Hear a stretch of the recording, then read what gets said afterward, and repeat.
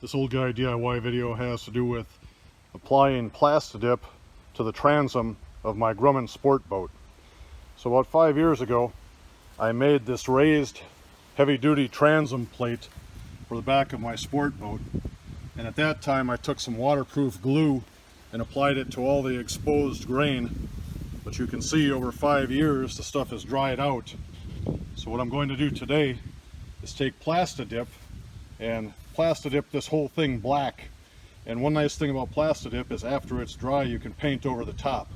So by putting Plasti-Dip on here, it's just like wrapping this in plastic, but it shouldn't trap any moisture beneath it because this thing is nice and dry today, but it should protect it for the next 20 years.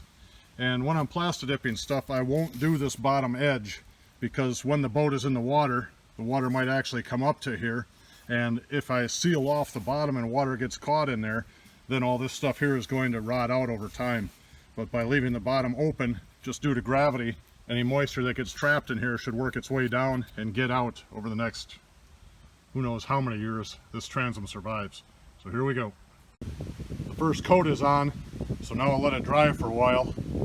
And Josh Malenko, the car stereo guy, is the one that introduced me to Plasti-Dip probably 10 years ago. This little product at $7 a can from Menards has helped me out quite a bit over the years. I've always been happy with the job that it does. So you can see I have everything covered in the first coat of Plasti-Dip, and we'll be back in 20 minutes. It's been a few hours and the Plasti-Dip is dried. Now I'm going to take this Rust-Oleum Camo paint and paint over the top of the black Plasti-Dip. We'll see how this turns out. This is what it looks like after the first coat of paint. I'll let this dry overnight, and then tomorrow I'm going to take some putty. I'll fill in that hole and these two voids over here. But overall, I think it's an improvement. I'll just keep working away at it.